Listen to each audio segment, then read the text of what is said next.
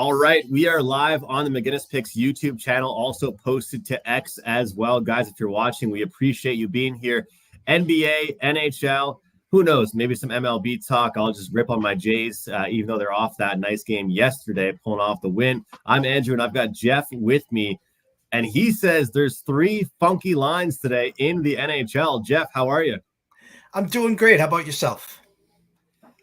It's playoff hockey. I'm excited. I'm enjoying it. As you know, I got a big play in the NBA tonight, and you and I were just going over all the bad scenarios that could happen for me to lose that play, as we all do. So staying positive, as we always are. Unfortunately, that's how we think sometimes. We think about the negatives, not the positives. But I'm excited. I got some props I like tonight in the NHL. I got an NBA. I've been quietly picking away at it. It's a sunny day outside. I'm not in my typical setup. I'm kind of mixing things up today, so we're doing pretty good. But I'll tell you what, there's a lot of buzz in the NHL about some disappointing series right now. All three of the games tonight, we've got teams trying to close out their opponent, and it's the favorite trying to win 4-1. You know where we got to start, though. We got to start right where you are, right behind you, TD Garden. And I'm going to quote what you just said to me 30 seconds ago. The Maple Leafs, it's very predictable what they usually do. It wouldn't shock anybody if they win tonight. Wouldn't shock anybody if they sent it to Game 7. And it wouldn't shock anybody else if they lost the series in 7 games. That's what they're known for. So the funny thing is the whole when a team is done, they're done thing, is that really applicable for the Toronto Maple Leafs? Because their MO isn't losing in 5 games. Their MO is giving their fan base hope and then losing once they get that hope back again. You know how it's going to be. Leafs fans will be happy. They'll win tonight 4-2, and then all of a sudden they'll just be happy again, feel good, and they go back to Toronto for the funeral. What do you think about tonight's game?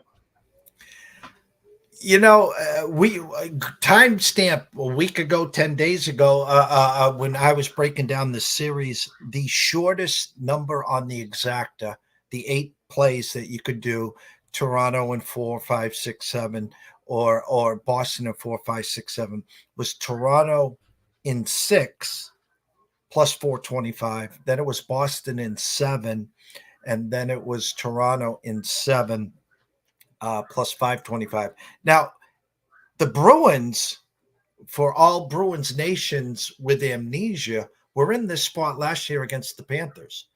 And they ended up losing to the Panthers. Bob got hot, and the rest is history. And the funny thing, obviously, is I don't think we're worried about a Toronto goalie getting hot here to stop the Bruins. I mean, so you got to look at the positives, and there's really not a lot of positives here going on for Toronto. They found a way to split in Boston, come back home, lose Game 3 at home. Well, must win in Game 4. No Austin Matthews, and Montgomery said, hey, I'm sticking to the hot hand. Finally sticks with Swayman, who's undefeated against the Leafs this year. And again, Swayman stands on his head. And now the Bruins are comfortably up 3-1. I'm looking at some numbers here. The overnight number of minus 140 on the Bruins with the plus 120 to the Leafs. A flat 6 juiced under minus 25 cents. Well, money's coming in on the Bruins. They're now 146 at the circa. But the funny is, the under is now 5.5 juiced over minus 20 cents. How does Toronto win this game? Well, Matthews has already been on the ice. Matthews will be playing today. Can they kiss and make up? Sure, they can. I don't get it.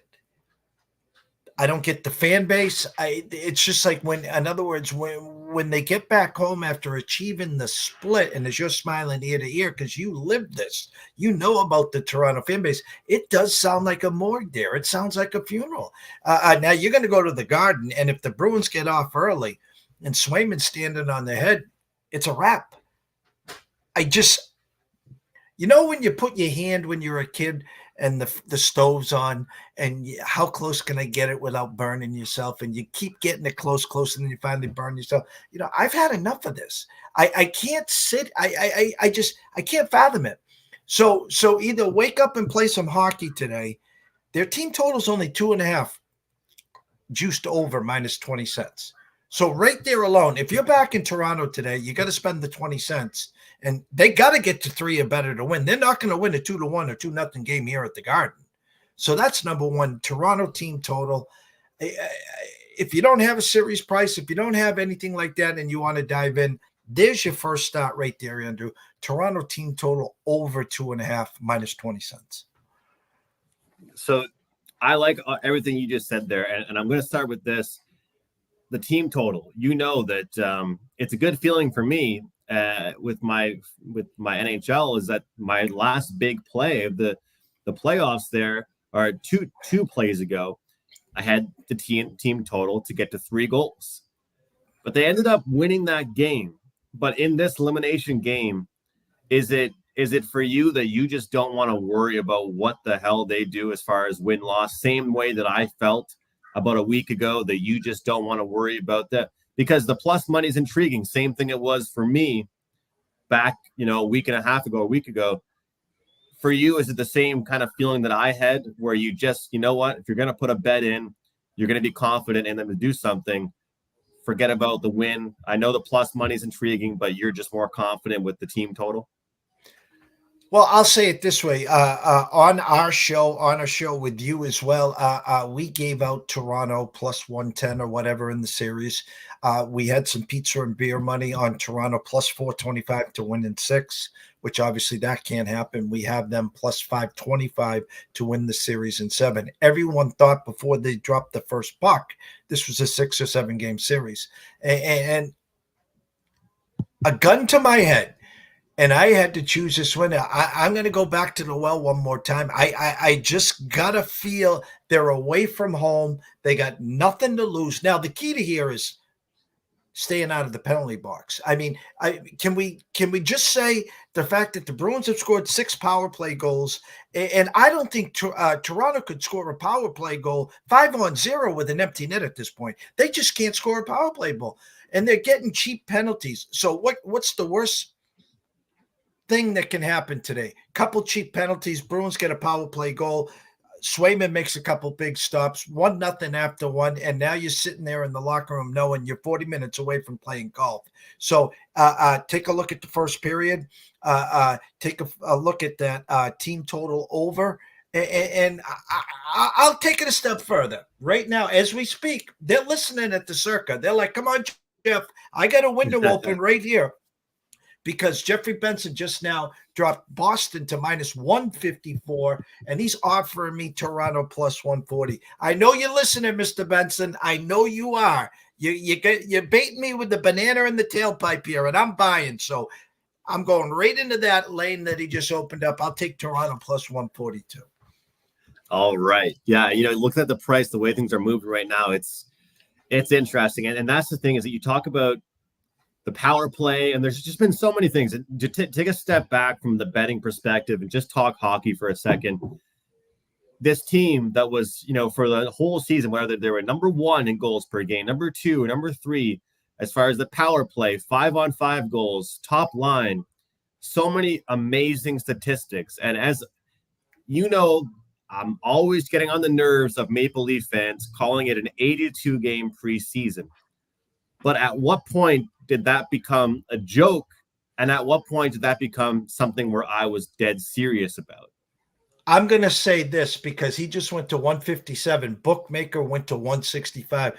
Can you pull up right now? This number is moving the sounds that, for me, Austin Matthews is not going to play. I don't know if you can look right now, if you got any info. This number is moving way too high, way too quick right now. Well, I saw him. He was only on the ice for about 8 minutes earlier, they tweeted out. So it's amazing, Jeff, because you're the numbers guy and you understand it better than me. But I was telling a friend of mine, it's a Leafs fan, about this, and he didn't believe me. But I truly believe that the morning skate info, the odds makers have to be watching for, right? So a bunch of guys tweeted out that he's on the ice. And then I saw the number go up. And then they said, oh, Austin Matthews has left the ice.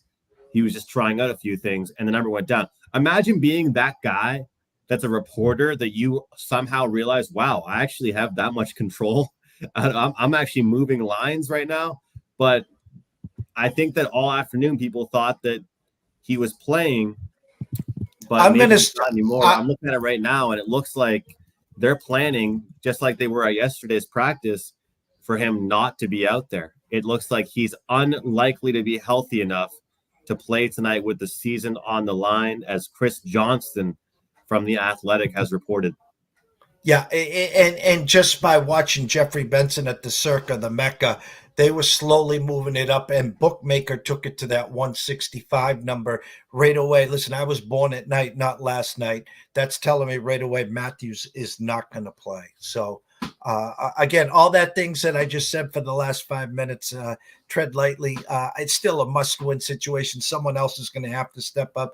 Nylander's back out there. They have some other guys, but again, whoever's in net is going to have to stand on their head, and they're going to have to win the first period. Stay out of the penalty box, win the first period. They were fortunate in the game that they did win. They were trailing 1-0 and 2-1 to come back and win 3-2. So yeah, everyone's moving the numbers now as we speak. So 155 at DraftKings, 152 all across the Vegas Strip, 154 at Circa. So word is out. My gut is telling me Matthews is out. 69 goals. 69 goal scorer will not be in the lineup is what it's looking like there. And that's the thing, is that throughout the year, and I get it, fans, people know, people say I'm hard on the Leafs. Sometimes I am, but sometimes I'm just talking facts. And when you have a player that scores every single game for you, it's great. But what happens now that he's not in the lineup? He hasn't even been that great in general when he's in there. And people are saying it's a flu bug, Jeff. But guess what? There were people that caught wind of him saying on the bench to his trainer, I can't even skate right now.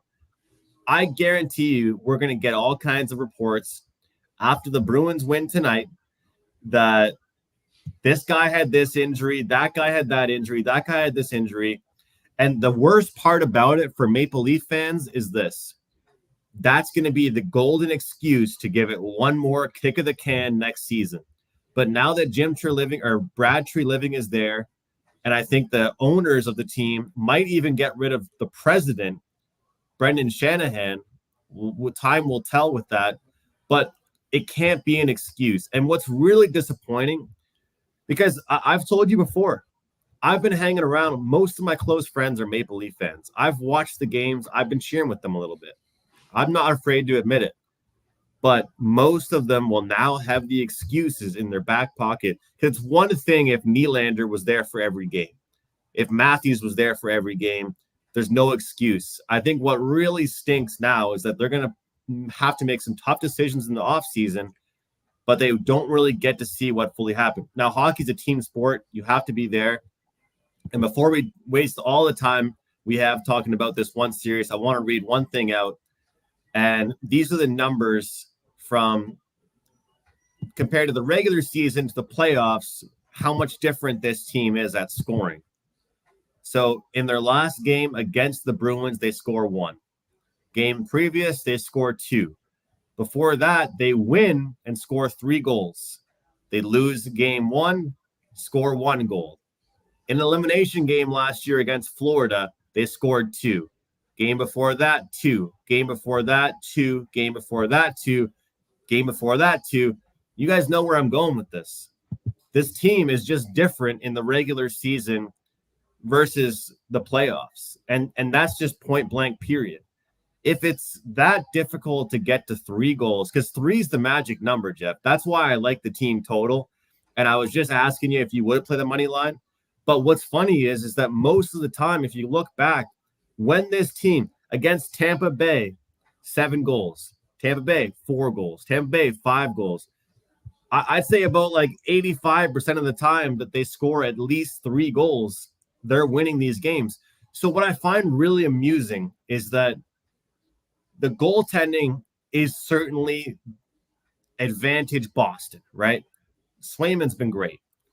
But at the same time, how can we blame Ilya Samsonov if the team isn't putting up 3 goals for him? And that's where I have a problem. And I know we're not talking betting right now. This is just me kind of giving my takes here. But they're going to go with Joseph Wall tonight in net, the Maple Leafs. A very different goalie. When you're watching the game tonight, this guy looks cool as a cucumber in there. He's a lot bigger, a lot taller. He makes saves look easy. But none of this should be on the goal. Like, I'm scrolling through Twitter, and I shouldn't let random Twitter accounts get inside my head. But I'm thinking to myself, how are these guys blaming Samsonov when the team, Brad Marchand, has more points this series than Marner, Matthews, Tavares, and Nylander combined? Those guys take up 44% of the salary on the whole hockey team. So anyway, that's my rant. But when it comes down to it, Jeff, and I'm sure I'll give you a chance before we move on to answer this, but Swayman's been the better goalie. I'm sure you agree. But has goaltending really been the difference in this series? Because yes, Swayman's been great, but I don't think Samsonov was that bad either. I'll throw you a little corny little suburban volley here. For years, once the Bruins won the first series and lost in the second series, who did they blame? Tuukka Rask. There it is, right there. Yep. It's the easiest fallback right there is to blame the goalie. And you just broke down the numbers. First 1 to 3 wins. When your offense is scoring 4, 5, and 6 goals a night for the most part in the series, in the regular season, and you got a 69, 70 goal scorer there. And I get it. It's playoff hockey. I truly understand that. But for the Bruins in the handful of years, other than the first line, no one could score on the second or third or even fourth line. And you need some scoring. Now you're talking about Marchand. You're talking about other Bruins. Look at who's scoring for them. I'm scratching my, who says what? And I'm just like, you can. And now the Marner of the world, the Nylander who was out for 2 games. Where the hell is Matthews? This is like perennial all-stars. This is high octane offense. I know at the late night games, I'm having no problems watching Edmonton score a boatload. I'm seeing the Canucks score a boatload some games. I'm seeing Winnipeg. I'm seeing offense out west. But when we're seeing offense from the Panthers. We saw some offense from Tampa. So I think it's between the ears a lot of times for this Leafs team. And let's be honest. Let's be real honest here. Each team has a kryptonite. And I think if Toronto could have taken out of a hat and just put Boston aside, we'll play anyone, anywhere. We'll play the Canes. We'll play Florida. We'll play anyone you ask. Tampa, the Rangers, whoever. Just don't let us play the Bruins first round. It's just a bad matchup.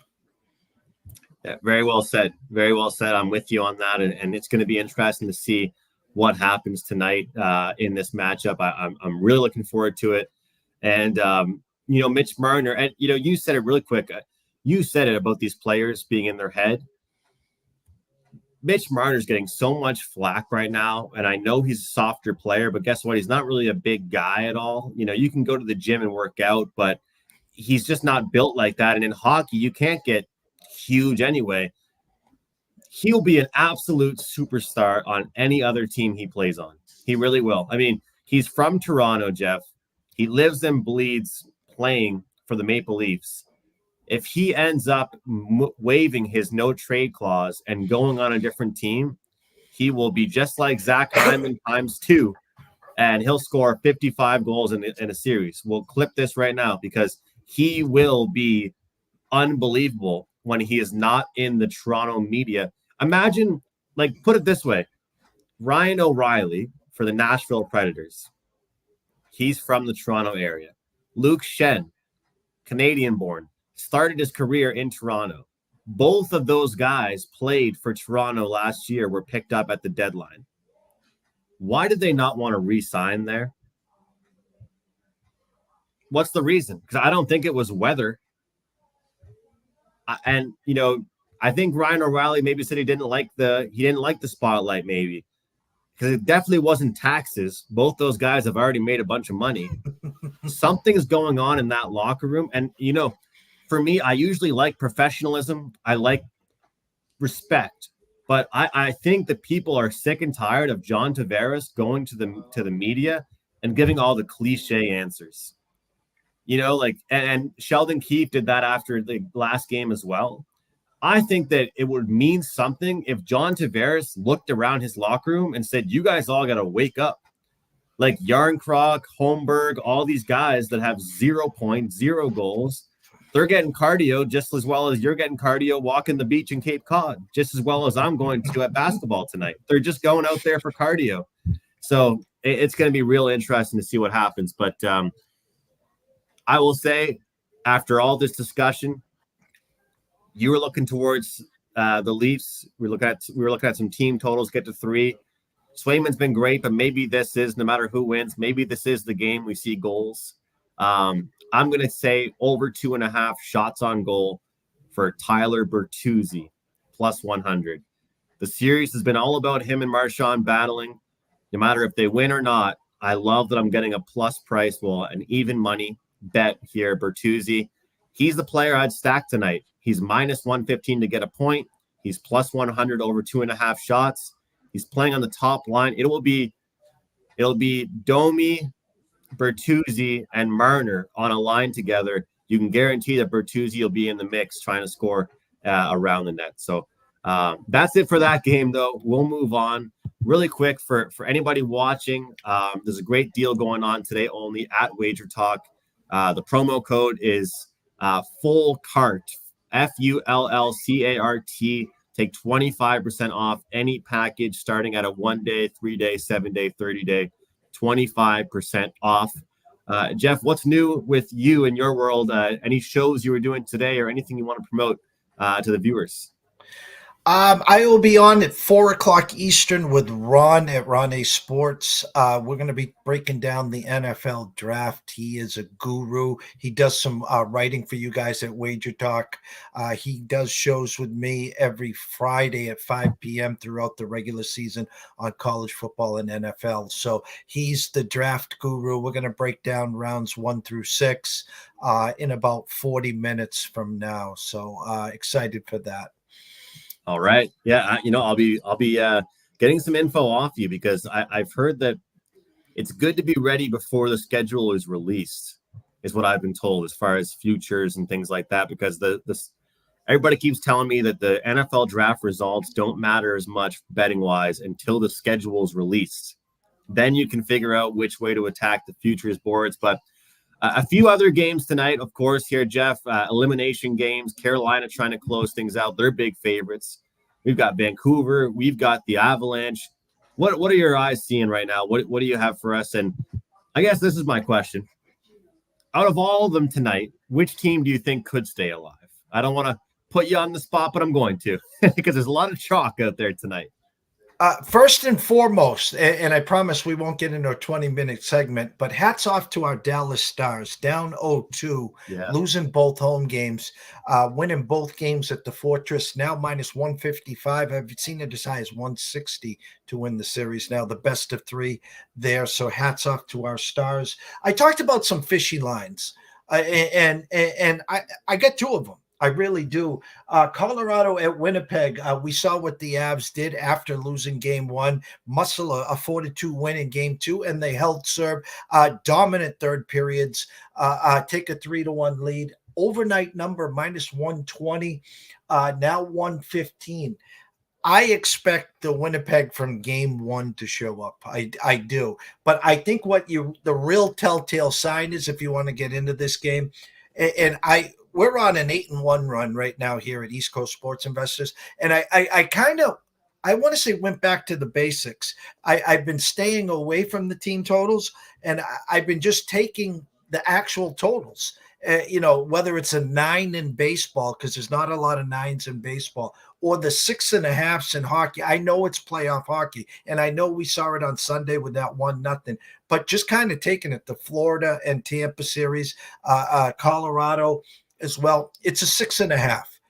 So you asked about who could stay alive. I think both Winnipeg and Nashville, same thing. Vancouver was minus 120, now 123. I think both Winnipeg and Nashville are live dogs, But if I had to place a wager on any one of those parts of those two games, I like the over 6.5 Winnipeg, Colorado. I think we go back to game one. I think it's going to be an up and down, first one to 4 or 5. And don't forget, in an elimination game as well, they'll pull the goalie 4, 5, 6, 7 minutes to go if they have to. So you could get a couple cheapies there. But those last two games, both dogs are live. Winnipeg plus 105.